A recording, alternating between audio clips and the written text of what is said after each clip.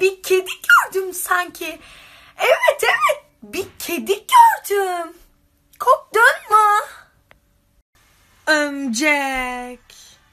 Korktun mu? Yılan. Korktun mu? Korktun mu? Korkmadın mı? O zaman örümcek.